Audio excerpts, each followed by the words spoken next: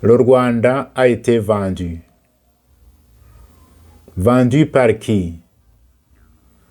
Par le régime FPR. Vendu à qui? À la mafia internationale.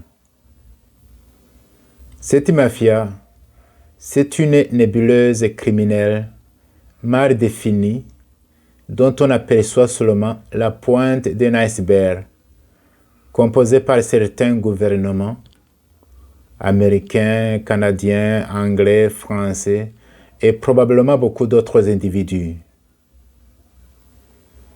Voici le type de transaction. Tu me donneras le sol et le sous-sol de ton pays pour en faire ce que je veux.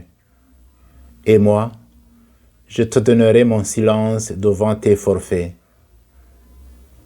Pour ce faire, un génocide ou une réduction drastique de la population sera nécessaire et inévitable pour nous.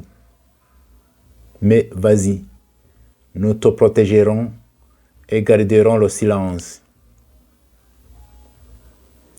Ceci n'est qu'une hypothèse, faute de produire un contrat signé.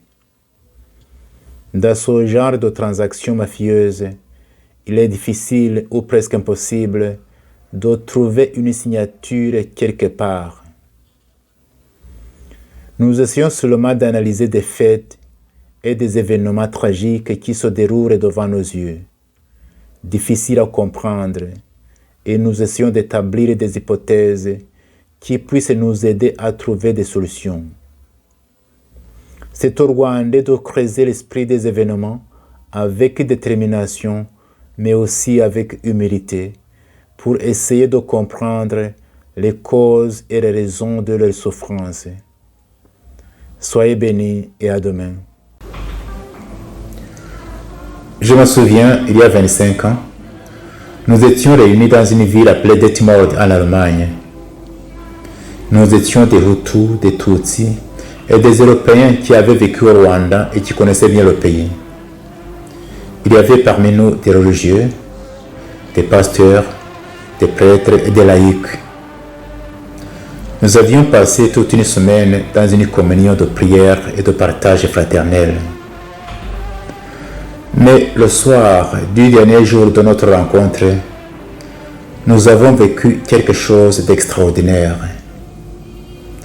Les Tutsis qui étaient venus du Rwanda, quelques-uns étaient même nos amis, on se connaissait très bien, ils nous ont raconté leur calvaire pendant le génocide. Mais ils disaient tout cela dans un ton fraternel, sans haine ni rancune. Lorsqu'ils nous racontaient le mal qui a été fait à eux et à leur famille, les Hutus qui étaient là furent pris de pitié et de compassion. Les uns commencèrent à pleurer, d'autres s'ingénièrent en disant ceci: vous les Tutsis ici présents, nous vous demandons franchement pardon pour ce mal extrême que les nôtres vous ont fait. Les Tutsis qui étaient là furent touchés par ce geste des Hutus. Les uns se levèrent pour les embrasser et les consoler en disant ceci: votre douleur compatissante et votre demande de pardon nous ont touché le cœur et nous nous sentons franchement soulagés. Mais d'autre part, nous aussi les Tutsis ici présents, nous devrions demander pardon aux Hutus. Oui, nous demandons pardon pour les peines et les souffrances que les nôtres ont fait subir aux Hutus tout au long de l'histoire de notre pays. Les Européens qui étaient là furent étonnés et ils disaient ceci: c'est la première fois que nous entendons des paroles pareilles parmi les Rwandais. Nous aussi, en tant qu'Européens, nous demandons pardon aux Rwandais parce que nous avons une responsabilité dans les malheurs qui ont frappé les Rwandais. Nous demandons pardon parce que nos pays ont complètement abandonné les Rwandais à leur sort pendant les périodes les plus difficiles de leur histoire.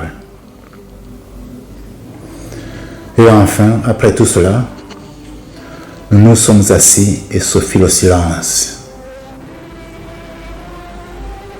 Après quelques instants, quelqu'un se leva et rompit le silence en disant ceci. Je suis sûr que ce qui vient de se passer ici, c'est un miracle qui vient de Dieu. Je pense, disait-il, que nous devrions mettre par écrit ce que nous venons de vivre ici et inviter les Rwandais, nos compatriotes, à écouter la souffrance de l'autre, à se tenir dans la brèche et à demander pardon. Nous avons composé cet écrit et nous l'avons appelé Confession de Detmold. Detmold, c'est cet endroit où nous étions réunis. Vous pouvez trouver cette confession traduite en plusieurs langues sur son site confessiondedetmold.com ou sur la chaîne YouTube Dr Fulgence Loïza. Parmi les gens qui ont signé cette confession, quelques-uns sont morts. Mais je ne doute pas que le Seigneur, notre Père commun, les a reçus dans son royaume éternel. À sa publication, c'est-à-dire à la fin de l'année 1996, cette confession a été différemment accueillie et appréciée. Tandis que beaucoup l'appréciaient hautement et disaient que c'était le seul chemin que les Rwandais devraient emprunter pour arriver à la vraie réconciliation, d'autres s'y opposaient carrément, et parmi ceux-ci on pouvait trouver quelques prêtres et pasteurs. J'ai même entendu qu'à la radio Rwanda, à ce moment-là, on aurait diffusé la confession des Hutus seulement et laissé de côté la confession des Tutsis. Mais moi je pense que cette confession peut être une grande source d'inspiration pour la vraie réconciliation des Rwandais, c'est-à-dire la réconciliation entre les Rwandais eux-mêmes, mais aussi la réconciliation entre les Rwandais et leur histoire. Et ainsi les aider à sortir de cette impasse d'accusation mutuelle devant les tragédies qui ont endeuillé les Rwandais. Je conseillerais aussi à ceux qui liront cette confession de ne pas s'attarder inutilement sur sa lettre, mais plutôt sur son esprit. Il y a 3 leçons que nous pouvons tirer de cette confession. La première leçon est celle-ci. N'aie pas peur d'écouter la souffrance de l'autre et de la laisser pénétrer ton cœur. Deuxième leçon.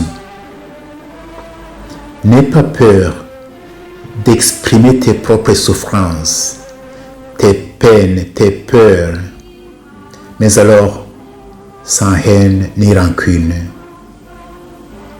Troisième leçon. N'aie pas peur de demander pardon à ce que tu as fait souffrir. Et si par hasard tu vis avec les victimes dont les bourreaux sont morts, et si d'autre part tu as des liens quelconques, réels ou perçus, proches ou lointains, avec ces bourreaux, n'aie pas peur de te tenir dans la brèche et de demander pardon. Comme ça, d'une façon presque miraculeuse, tu vas soigner beaucoup de blessures des Rwandais, des blessures du présent et du passé. Comme cette année, cette confession va célébrer son 25e anniversaire, je viendrai chaque jour tout au long de cette année sur cette chaîne pour voir voies et moyens de bâtir un Rwanda où il fait beau de vivre pour tous les enfants du Rwanda.